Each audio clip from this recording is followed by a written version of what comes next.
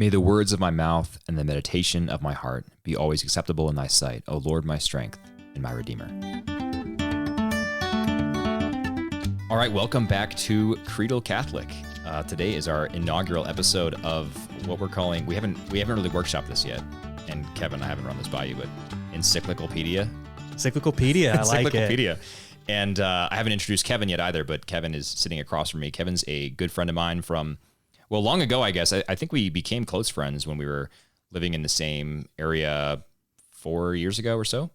Yeah, sounds right. And I knew he was Catholic before I became Catholic, and then I became Catholic, and he congratulated me, and then one thing led to another, and we got into knee-deep theological discussions and then some. And now we're both living in Colorado here. So Kevin reached out to me and said, hey, I like what you're doing with Creedal Catholic. Would love to be a part of that. So I said, let's talk about Veritatis Splendor. Wait, you said that? I thought I said that. No. What happened was I asked you what you were reading lately. Right. And you said Veritatis Splendor. Right. And I said, well, let's talk about that on the podcast. Okay. Pretty sure that's what happened. Well, it's still my fault. I'm claiming this. I'm not letting you claim this. Is this the first encyclical you've ever read? It is not. What's the first one I read? The first one I may have actually ever read was probably Evangelii Gaudium, which was one of Pope Francis's, but that was probably my introduction.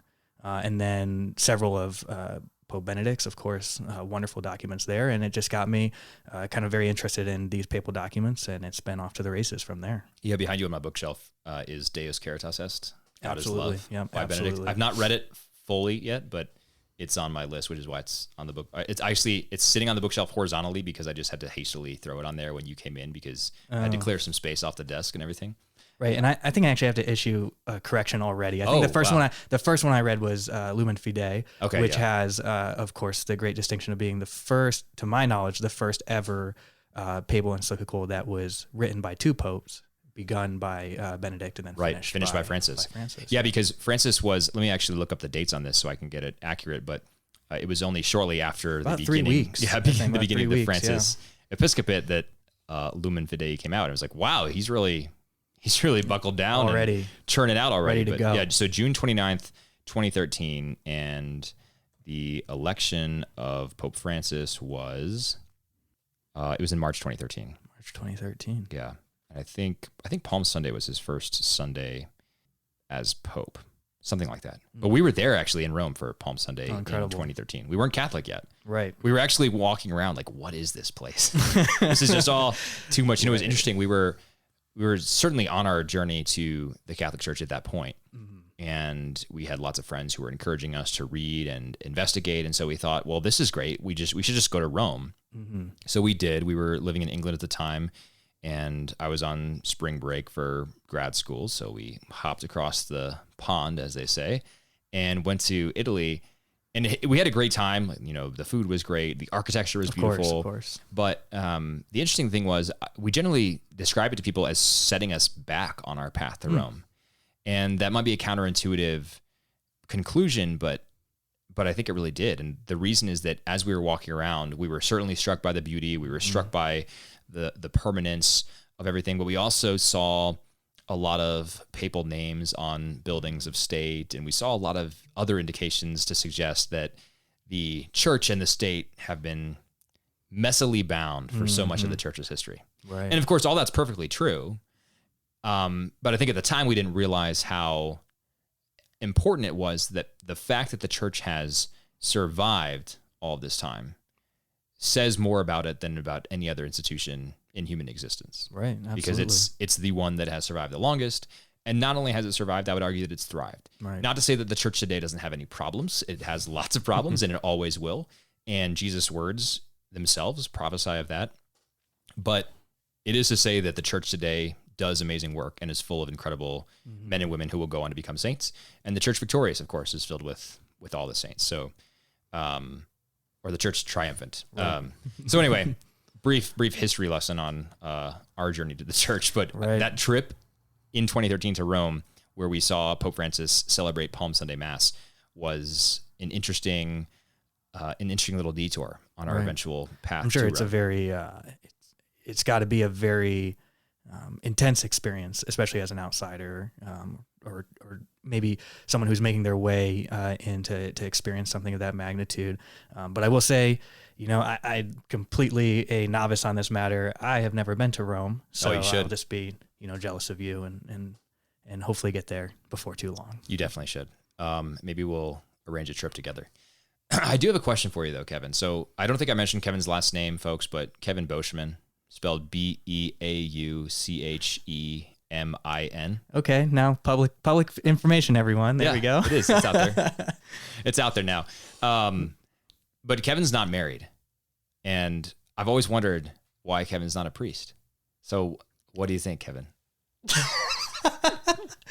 Wow, that's quite a way to bring me onto the show. Yeah. Everything in God's time.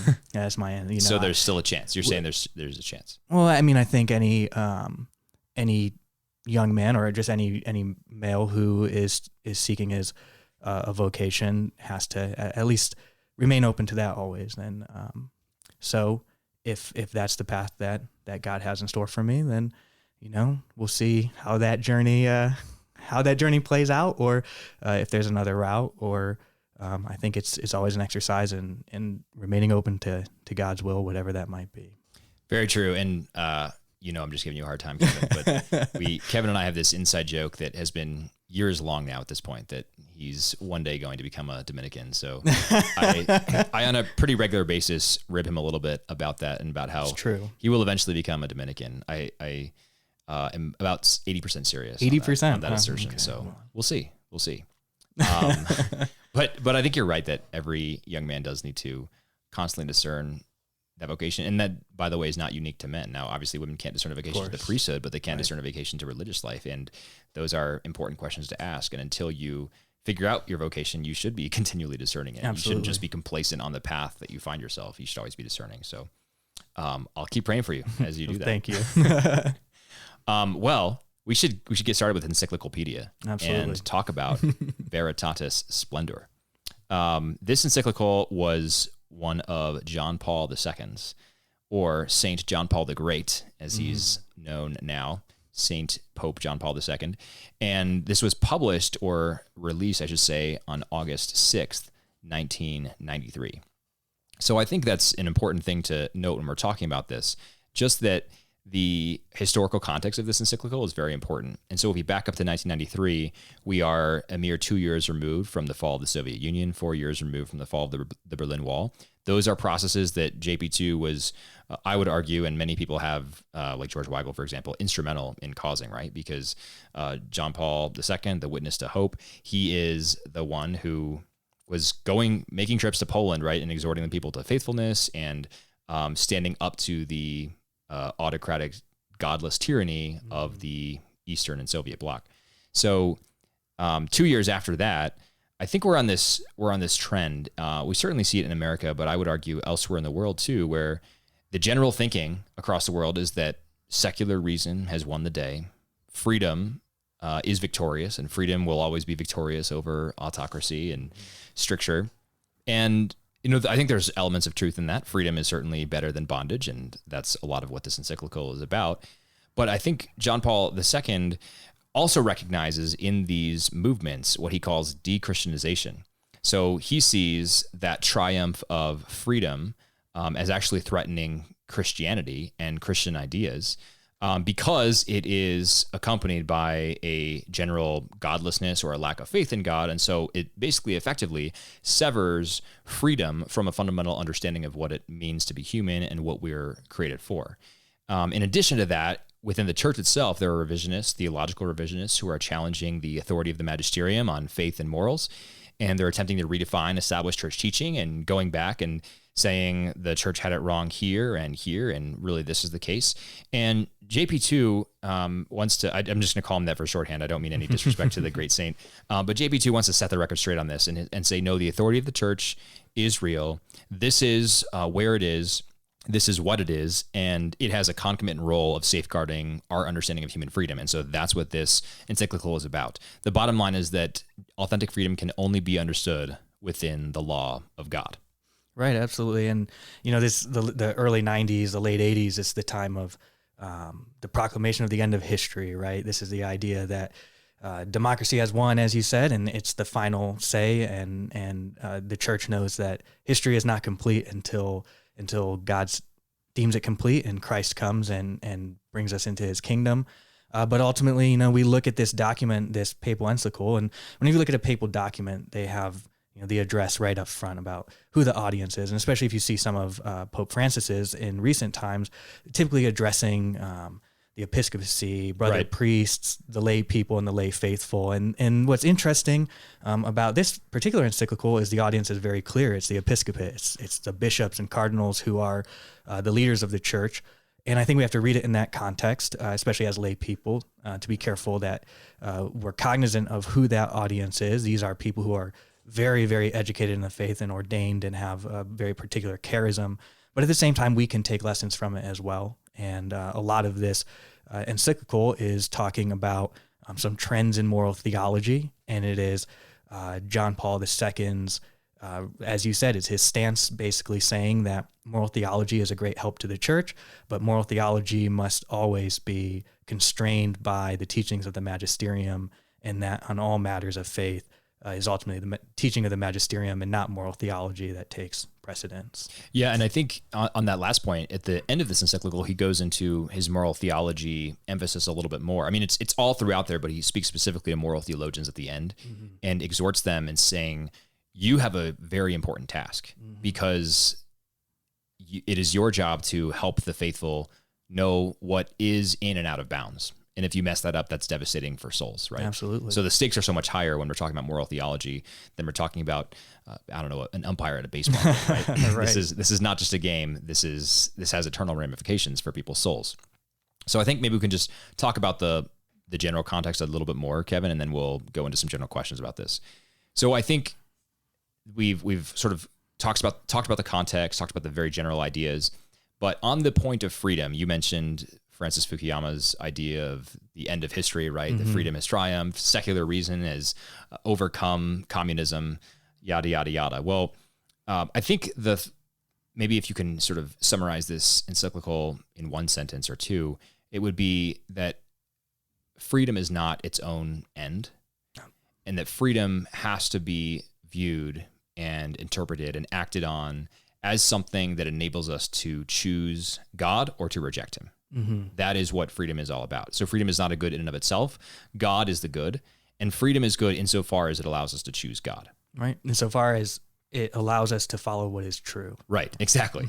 and the truth is not up for debate. This is not relative. This is not up to each person's autonomy. The freedom that each person has does not mean that they have the freedom to say what is and is not good.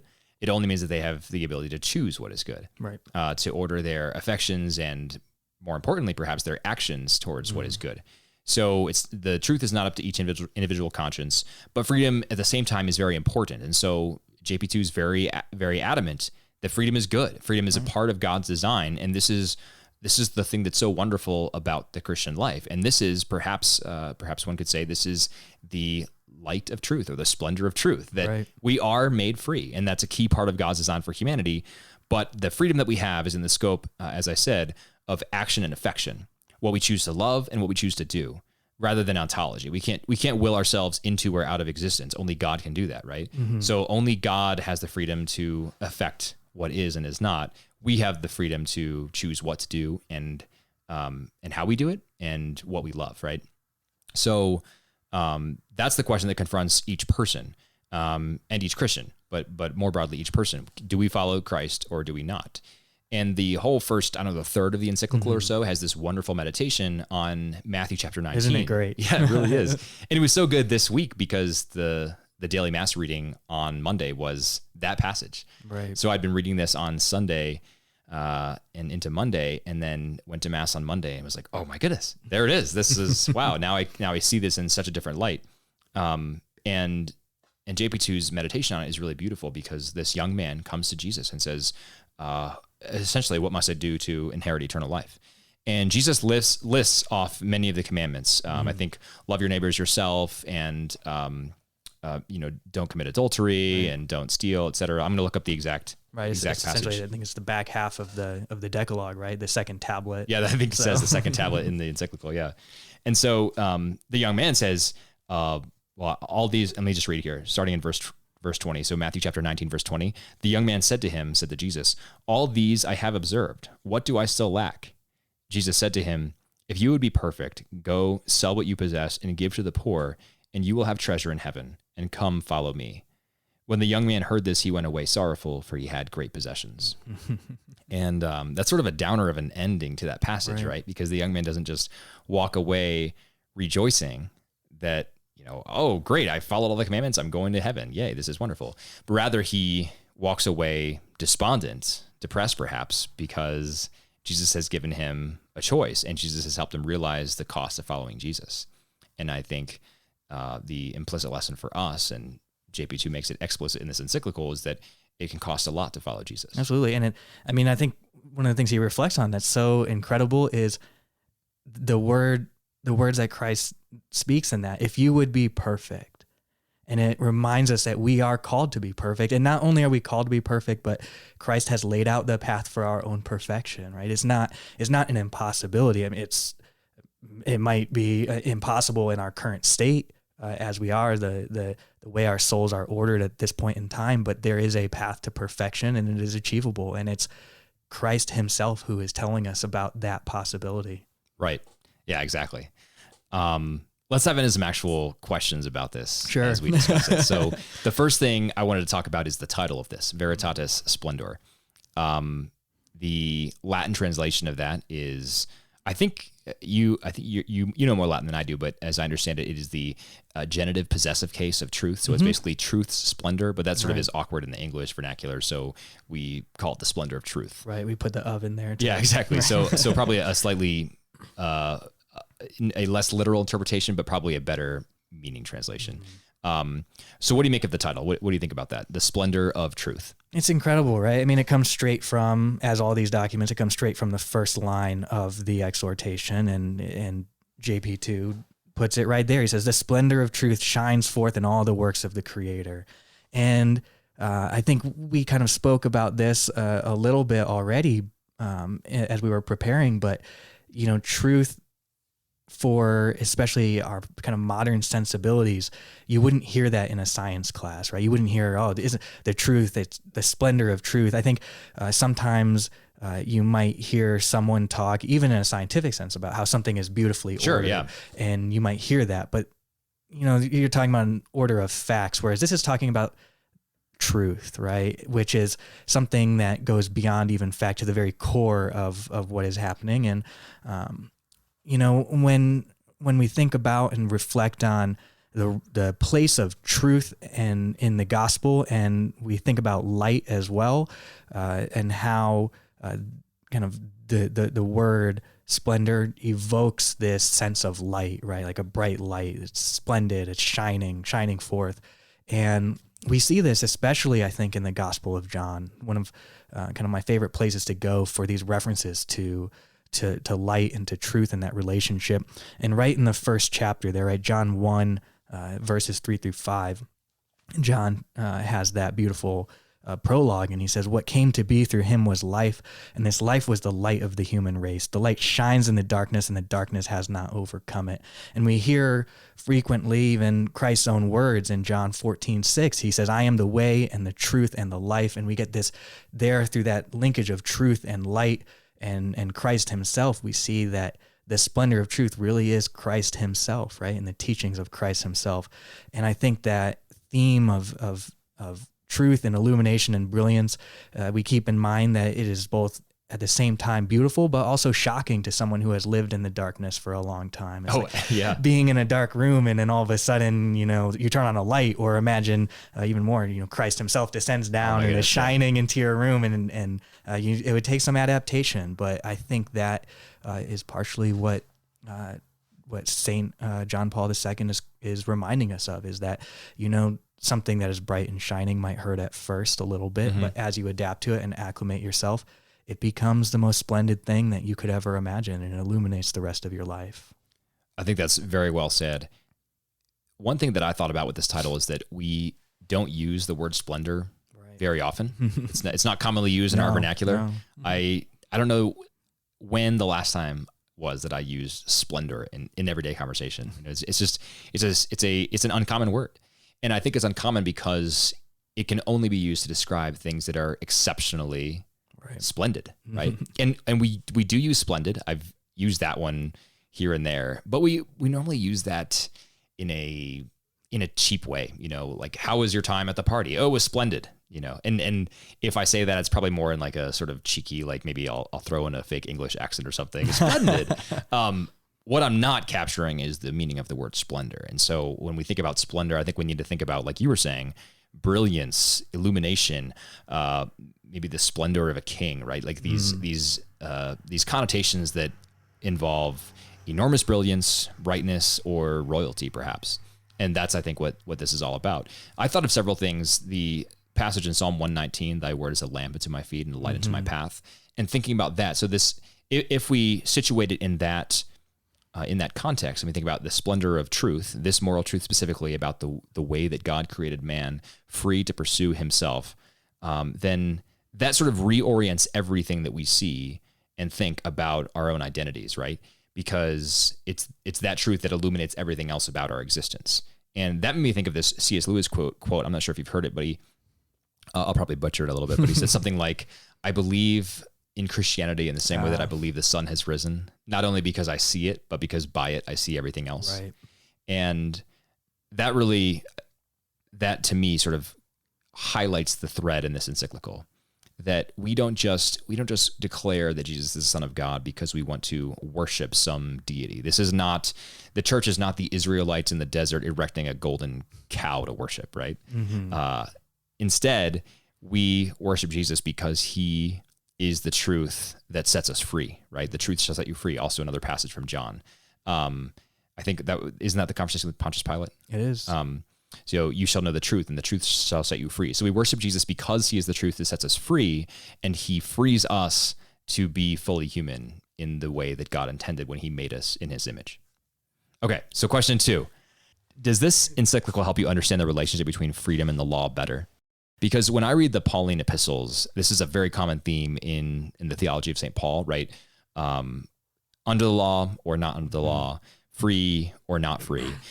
And of course, Paul is coming at this from the perspective of a Jew, right? He says, I was a Pharisee of Pharisees, right? Born under the law of the circumcision, the whole 9 yards.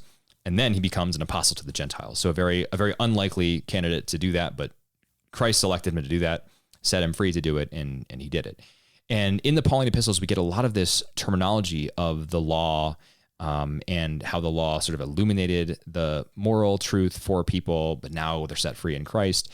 And I've always thought that these passages can be kind of hard to digest, especially to the eyes of a 21st century Westerner who did not grow up under the Jewish law. Right. And so to us, born in America, for example, in our case, we've not had any significant laws placed on us. And even if I was not a cradle Catholic, you were, I don't know what your practices in your family growing up were, but most Catholics, don't even follow the laws of abstaining from meat on Fridays, because it's not a law in the United States conference anyway. It's a suggestion, and it's good to give up something. I think the conference says now, but it's not a law. So even in our time, the laws that we follow are barely laws at all. Right. And so I think that can be kind of difficult. But for me, this encyclical unlocked the freedom-law relationship a little bit more. What do you think?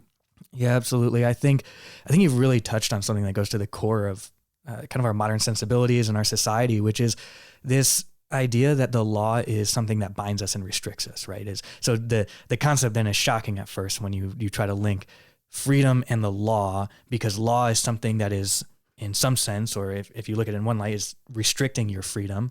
And then you have this encyclical that is saying, well, no, that's not what the law is doing. And I think it really comes forward in the development of modern law.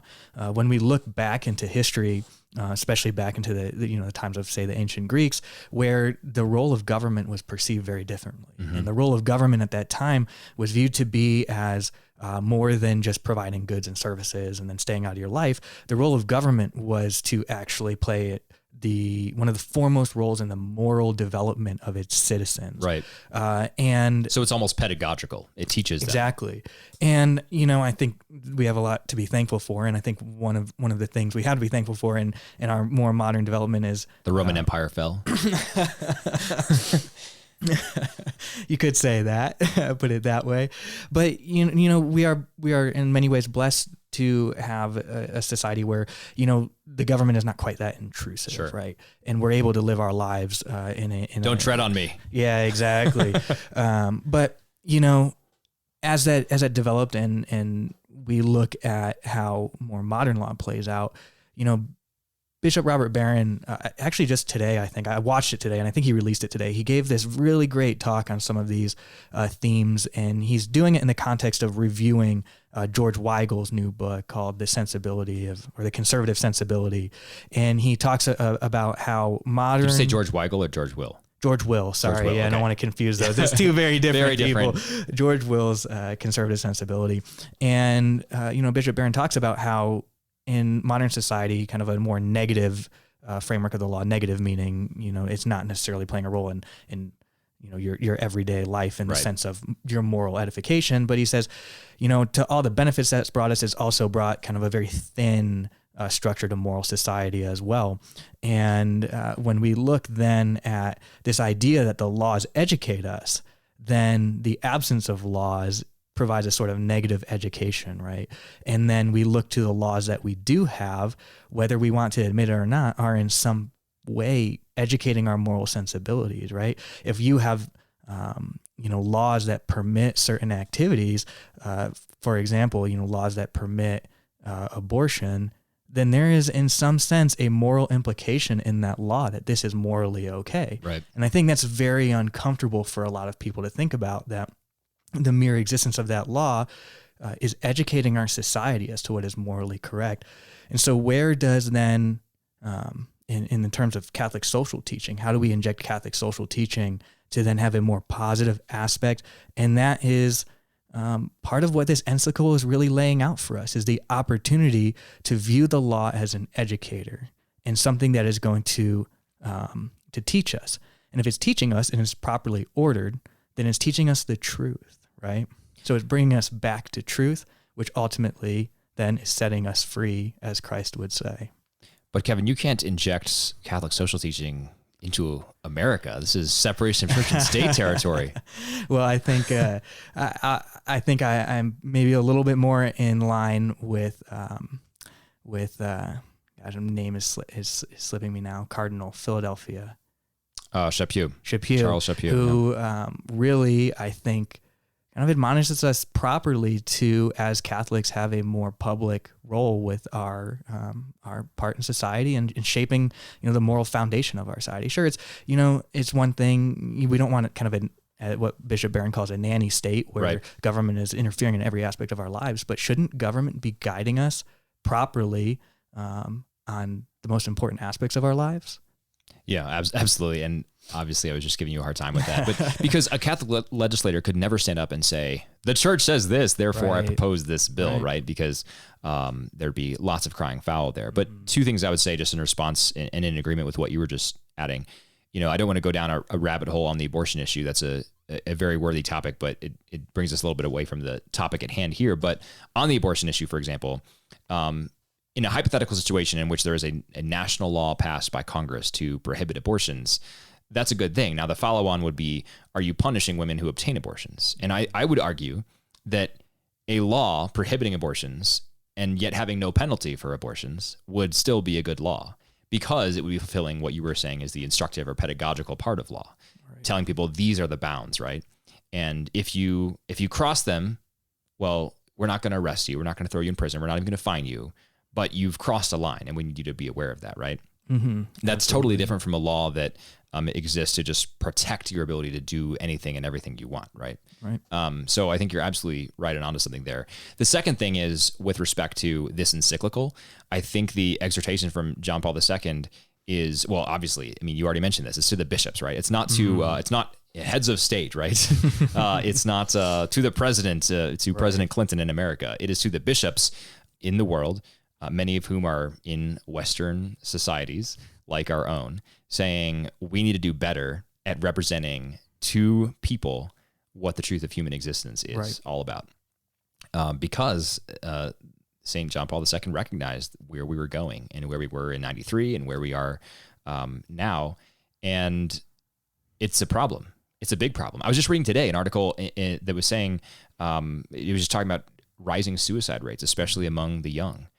In France, this is not the young, but in France, I think so far the total this year of police officers who have taken their own lives is 64. Mm-hmm. That's a remarkably high number. I saw a stat that also in the same article, it looked fake, so I want to fact check it, so don't take this as gospel, but the article said that 1 in 7 8th graders in Montana have attempted suicide. Oh my gosh. Which it does sound too high. It sounds even if it's 1/10 that, honestly, like 1 in 70, that to me is outrageous. There's a problem here. And I think part of that stems from people not understanding who they are. And the splendor of this truth that John Paul II lays out, the reason that he's encouraging bishops to hold fast to this and to teach it and to catechize well, is that Christianity has an answer. And that's the beautiful splendor that John Paul II is talking about. I think that's absolutely true. And I'm looking for the section. I don't think I'm going to find it in time, but there's a beautiful section in here where John Paul talks about Pontius Pilate's question to Christ, which what is truth? And John Paul says that is the question of a person who has really lost the essence of their soul, right? Someone who is so far gone and so unable to see the truth that's standing in Pontius Pilate's case right in front of him. Let me just intervene here or interrupt. I found it. So Pilate's question, John Paul II writes, "What is truth?" reflects the distressing perplexity of a man who often no longer knows who he is, whence he comes, and where he is going. And that sounds a lot like a slavery, doesn't it? Yes. Whereas truth would set you free in that case. Exactly. Which is exactly what Jesus tells Pilate. Right. So yeah, it really is remarkable. And this encyclical is remarkable. I think the obvious next follow on then to this conversation is what does this mean for evangelization? So if we have this great truth, right? If we have this wonderful, splendid, bright, shiny truth, what does that mean for our evangelization efforts? Don't hide it under a bushel. The scripture is pretty clear about that. Right? Set it on a hill. City on a hill cannot be hidden. For me, I think the idea behind this encyclical is that Christianity is never on the defensive, right? We're perhaps beset on all sides by many foes. John Paul II talks about de-Christianization, as I already discussed, but we're not in the defensive because we have nothing to be defensive about. We only have things to be on the offensive about. Yeah, and I'll be the first to admit evangelization is incredibly difficult, right? It is. And I think there can be a temptation in our evangelization. I'm struggling with that word right now. There's a temptation to downplay some of the demands that the faith puts on us. Yeah, it's so because true. You're talking to someone who, maybe is not a member of the faith or is kind of straying away from the faith, and you're trying to, with all your heart and soul, to bring them back, and then your first act is to tell them, to admonish them, or to tell them about things that maybe they want to do that they can't do or shouldn't do because it's actually leading them away from the truth. It's leading them away from their freedom. But ultimately, the message of this encyclical, and I think it comes through, is that altering that message is attempting to alter the truth in some form, which falls into the trap of basically taking someone else's freedom away by not giving them the truth in its unvarnished and most splendid form.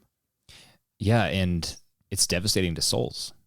That's the worst part. Right. This is seriously destructive to souls. And it's really sad, I think, when people don't hold fast to the truth in this regard. They don't recognize that following Jesus carries a significant cost, just like that man in Matthew 19. What must I do? Okay, follow all these commandments. Okay, done. Okay, now go sell all these things and give to the poor, right?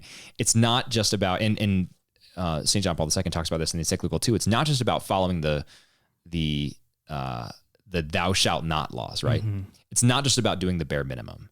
Those are clear, right? It's clear that you shouldn't commit adultery. It's clear that you shouldn't steal. it's clear that you shouldn't covet your neighbor's wife, right? All those things are very clear, and the sort of the bottom bounds of behavior are already set. Right. But what's not set and what is literally limitless is the upper bounds, right? Mm-hmm. What will we do to follow God, and where will God lead us if we do that? And because God is infinite, as we are united to him, that is literally an infinite destination as well. And so there is no upper bound to that.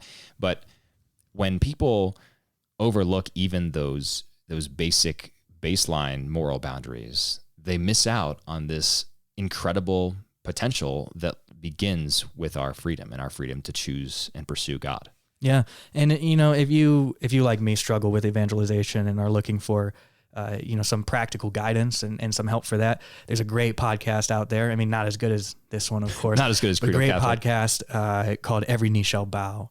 And it is put on by two men who are evangelization ministers, and they do an excellent job of explaining some of their own stories, some practical methods. They roll up every episode with a couple of tips on how to actually apply evangelization in a practical manner, and it is an absolutely wonderful way to learn how to evangelize, and I would recommend it to anyone who is looking for some of those tips and some help in that part of their life. Yeah, isn't Michael Gormley one of the two guys? Yeah, he's really good. I like his stuff a lot.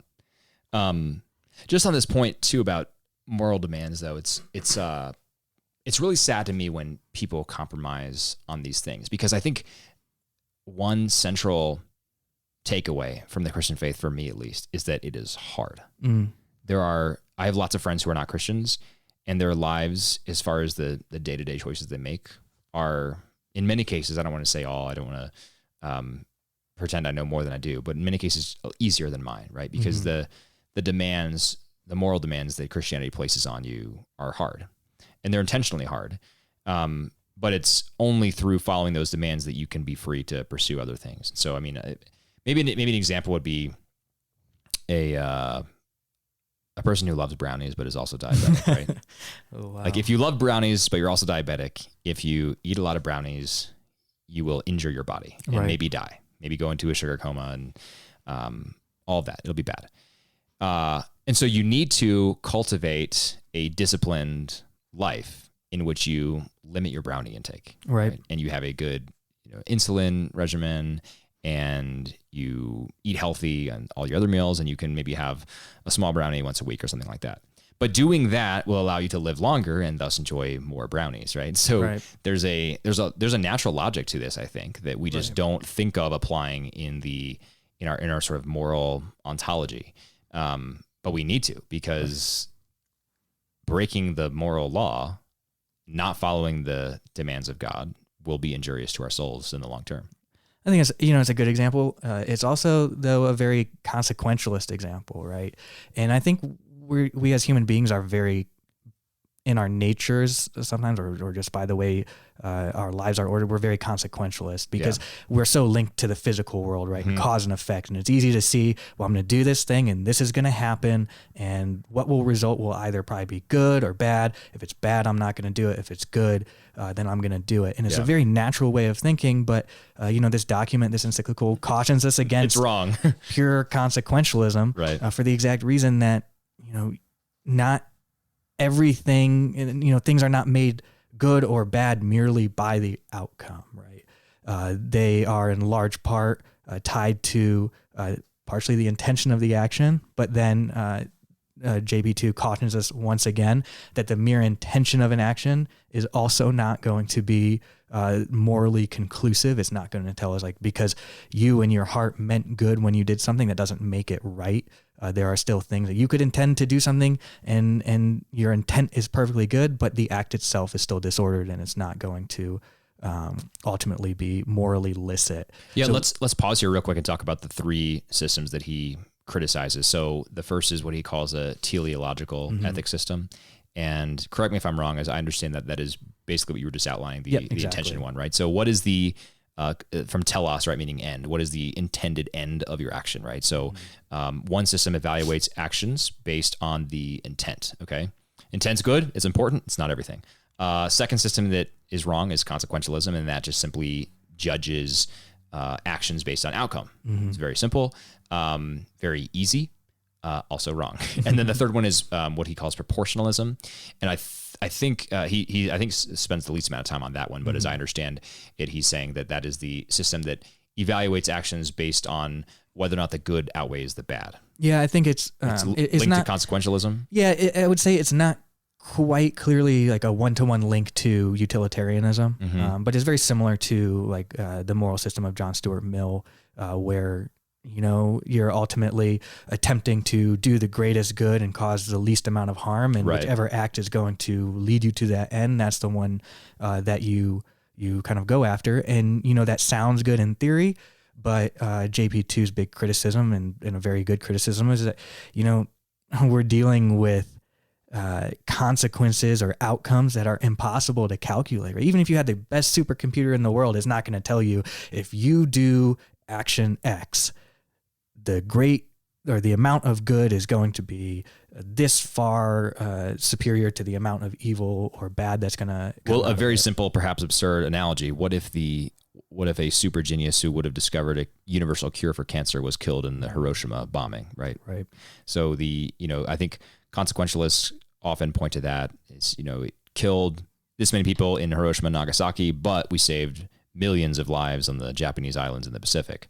Okay, well, there are limitations. Like, what about second order, third order, beyond that effects that would certainly ripple down, right? Right. It's completely unknowable. Yeah, and because it's unknowable, it's incalculable. Okay, so those are the three ethical systems. So what does JP2 say is the right way to evaluate an action? Right. So ultimately, it's going to be partially the intention. So you have to, in order to actually to clearly have moral licitness. I don't know if licitness is the word, but for something to be morally licit, it has to be done in the right frame of mind. Right. And it also has to be in accordance with the truth. The action itself. The action itself. Yeah.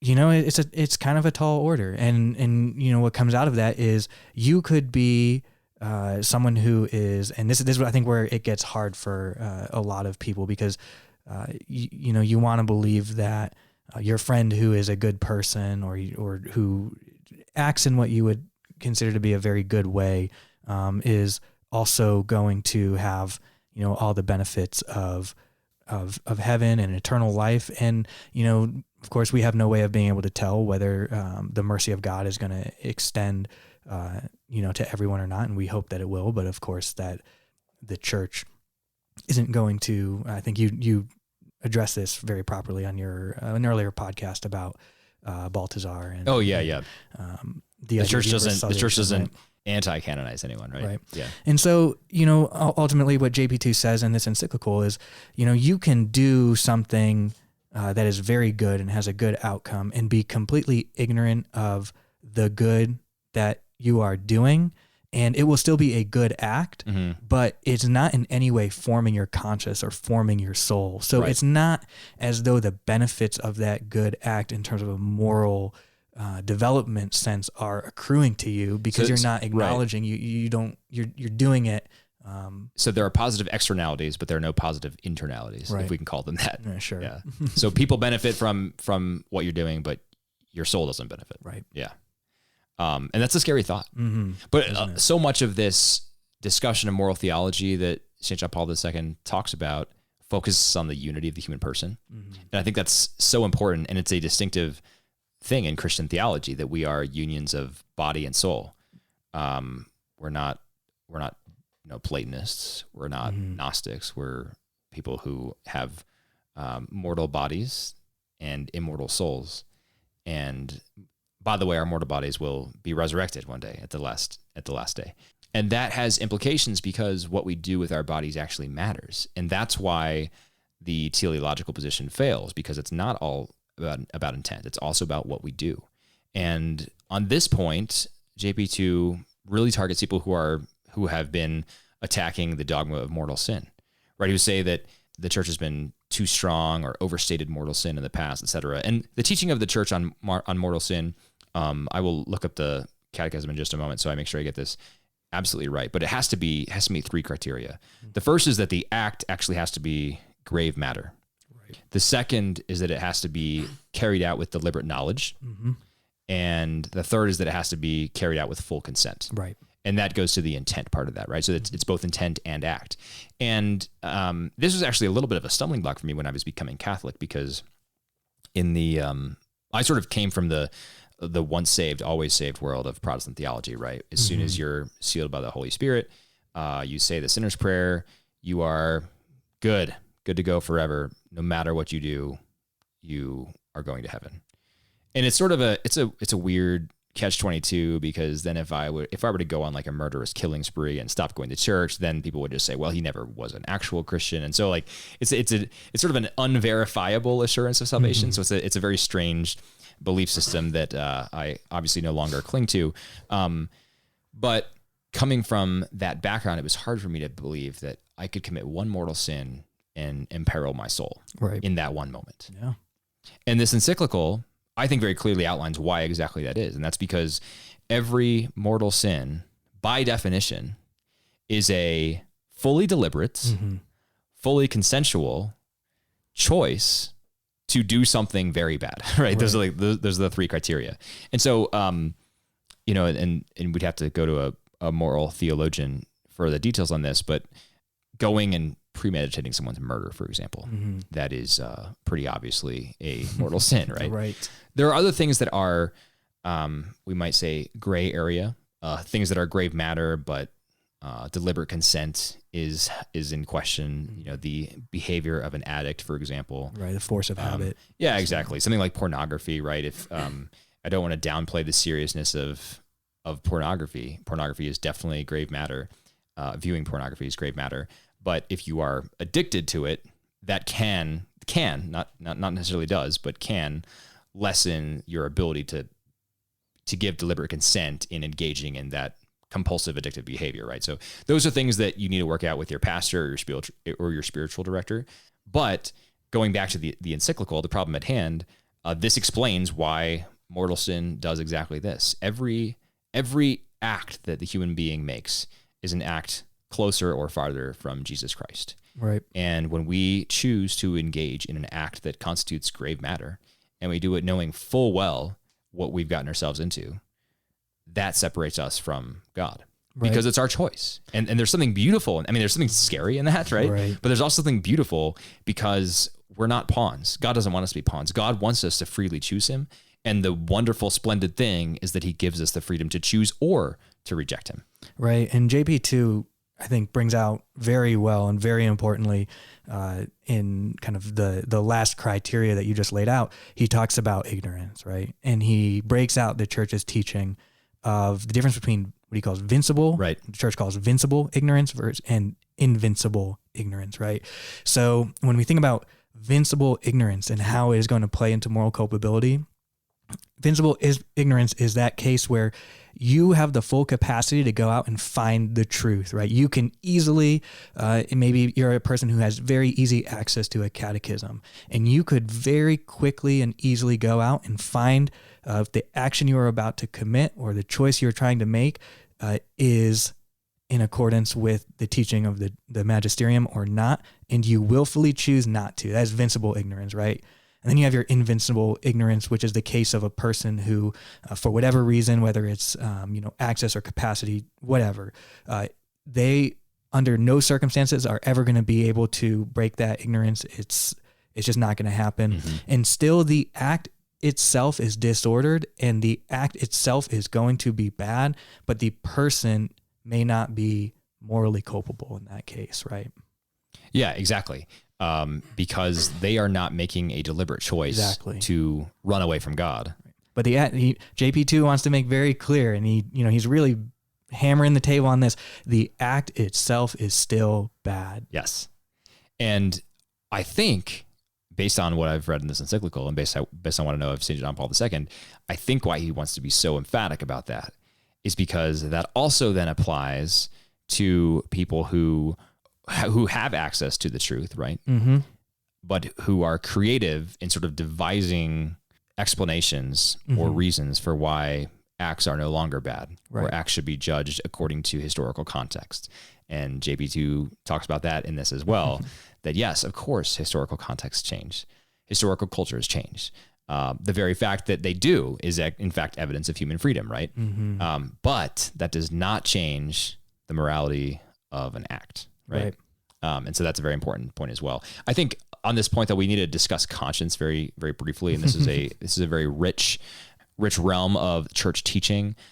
In the past, as I understand it, in the past century, the church has really emphasized the importance of conscience and the importance of following your conscience. But the exhortation to follow your conscience does not always mean that your conscience is right, because of course consciences can reach divergent conclusions, right? Hopefully your conscience, Kevin, and my conscience would reach the same conclusions, because we try to be faithful Catholics. We're trying to follow Christ, but my conscience and the conscience of, someone I walk up to on the street might be very different because of the ways that we've tried to form our consciences, or haven't tried, just the way we sort of formed our conscience by happenstance. And so consciences are not infallible, but we have an obligation. We have a twofold obligation, basically. And I think this is in the encyclical as well. The blessed soon-to-be saint, John Henry Newman, said that consciences have rights because they have duties. In other words, there are two things to know with a conscience. One, we have a duty to form it, and two, we have a duty to follow it. Right. And you can't have one without the other. Right. And that word formed, right? The church talks about a well-formed conscience. Right. And how do you form a conscience? By the law, right? By following the law. The law is your teacher. It goes back to the beginning of our conversation here. The law is your teacher. This is, a theme that, again, brought up by Aristotle about habit. You have the law, which educates your habit. It's picked up, this teaching, this idea picked up by Thomas Aquinas, of course, and carries through that the law teaches you, it forms you, it builds you. And the opposite is true, right? Your deliberate choice not to follow the law and to do so over and over and over. Or maybe, one of the temptations is you go to confession and you receive, the grace, and days or weeks later, you commit the same sin and you think, oh, well, now I messed up. It's terrible. You feel distraught. And then you think, well, I'm going to have to confess it anyway, so I might as well just keep going, right? And that's what the church calls hardness of heart, right? And that, to me, is the true enemy of conscience, because you find yourself, you slip and you fall. And then through that continuation, developing that hardness of heart, your conscience loses its formation and it has to be reformed. So I think JP2 in this encyclical is cautioning us against that and reminds us of the central role, as you said, of conscience and our duty as individuals to form our own conscience, and our duty as Christians and Catholics to help form our fellow Christian and Catholics and non-Christians as well, to help form their consciences. And part of that just might be through even talking about Catholic social teaching, through our influence on the law as it exists in our society. Or invite them to mass with you. Yeah, that's much easier than what the only thing I'll add to that, so you're right that law forms our consciences, but there's a second thing, and John Paul II, of course, talks about this as well. He's talking to, as you mentioned, his brother bishops, and he says, look, our job is twofold, right? Teach, that's the law, right? Teach the law, teach them what they should and should not do. But then also, and this is, I think, this is the really good news for the Catholic, dispense the sacraments. Yes. Right? Yes. And so there's a passage in here where, let me see if I can find it real quick. He talks about how the Christian is, here we go. Having become one with Christ, the Christian becomes a member of his body, which is in the church. By the work of the Spirit, baptism radically configures the faithful to Christ in the paschal mystery of death and resurrection. It clothes him in Christ. Let us rejoice and give thanks, exclaims St. Augustine, speaking to the baptized, for we have become not only Christians, but Christ. Marvel and rejoice, we have become Christ. Having died to sin, those who are baptized receive new life. Alive for God in Christ Jesus, they are called to walk by the Spirit and to manifest the Spirit's fruits in their lives. Sharing in the Eucharist, the sacrament of the new covenant, is the culmination of our assimilation to Christ, the source of eternal life, the source and power of that complete gift of self, which Jesus, according to the testimony handed on by Paul, commands us to commemorate in liturgy and in life. As often as you eat this bread and drink the cup, you proclaim the Lord's death until he comes. So that's super important. And that I think is why we should never be on the defensive, but we should always be, is another St. John Paul II-ism, but the church does not impose, but proposes, right? Right. Like the reason that we should be so excited to share the splendor of this truth is because A, it's about freedom, and that's wonderful news for everybody. B, there are laws, but they're not just bad law, and they're not just laws that are not fun to follow. I mean, I guess there are some in there until your conscience gets sort of conformed to them, but there's also the possibility of radical upper bounds to that, right? That stretches to infinity. And then 3 is that the church isn't just here to tell you you're free and then say, oh, you're free to follow these rules, but actually the church is here to dispense these wonderful sacraments that extend God's grace to you. So go to Mass and go to confession. If you're not baptized, you better be. That's a really good first step. Right. Go to Mass, go to confession. When you're sick, receive the sacrament of healing. Get married if you're called to a vocation. Be ordained if you're called to that. Kevin. Oh, jeez. So participate in the sacraments because that's what they're there for. They're there to dispense the grace of Christ. They're gifts. It's always a reminder. The sacraments are a reminder, as Paul VI said about Christ. He said, having come not to judge the world, but to save it, he was uncompromisingly stern towards sin, but patient and rich in mercy towards sinners. That's beautiful. Use the sacraments. Use the sacraments. Yeah. Partake in the sacraments. Okay, Kevin, we are about at an hour here. Is there anything else we should talk about before we sign off on the inaugural Encyclicalpedia? No, I mean, this is just such rich territory. We could go on forever, but I think I would encourage anyone who maybe starts reading this or sees it and thinks that a document like this might be inaccessible. We're here to say it is accessible. It can be difficult. At times it is dense. It gets philosophical. It gets theological, but it is worthwhile and absolutely accessible. And there's no reason why you can't just read this a little bit at a time. There are, 118 sections. And the sections, for the most part, are 1 or 2 paragraphs long. There are a few exceptions where they're longer, but there's no reason why you can't just set a goal of 2 sections a day. If you do that, you'll be done in 2 months. So I would definitely encourage you to read it as well. The other thing I'll mention, I don't think we talked about this, but this was published shortly after the Catechism of the Catholic Church was published, Kevin. And that was the JP2 version of the Catechism, essentially. And that's another really good document. And I think this was published after the Catechism. In fact, the Catechism is referenced in this because I think JP2 thought it important to sort of articulate the dogma and perhaps more importantly for these purposes, the moral law, before then going on to articulate why it's so important that we follow the moral law.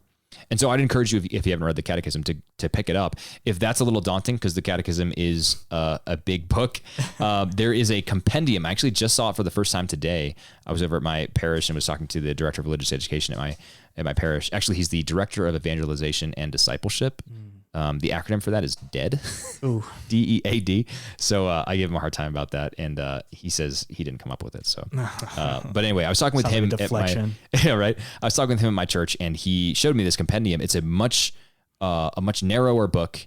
It is all from the Catechism, but it's basically like a paraphrased, condensed Catechism. So that might be a good place. Yeah. So I'll link that in the show notes. But it's Compendium Catechism of the Catholic Church, published by the USCCB. Okay. Well, I think we'll wrap it up there on Veritatis Splendor, Kevin. Folks, I will be having Kevin back on again fairly regularly, we hope. So we were talking about it. I think Creedal Catholic has been missing a second co-host to provide some banter here and there. And I need someone to rib about becoming a priest every now and then. So Kevin's volunteered to. Seems like more than every now and then. But Kevin, thanks for joining me. Absolutely. It was fun to chat a pleasure with you today. To our listeners, I'd love to hear what you thought of this, or I'd love to have you weigh in if you think we missed anything. I would love to share your feedback on the next episode. So go ahead and email creedalcatholic@vernacularpodcast.com, and Kevin and I can take a look at that and see what we missed. But thank you so much for listening. We'll be back in a week or so. I have some really interesting interviews coming up that I think you'll enjoy, including one that isn't quite nailed down, so I don't want to spill the beans on that, but I'm pretty excited to hopefully bring that to you in the next few weeks. So stay tuned for more Creedal Catholic episodes. Until then, thank you so much for listening, and God bless you.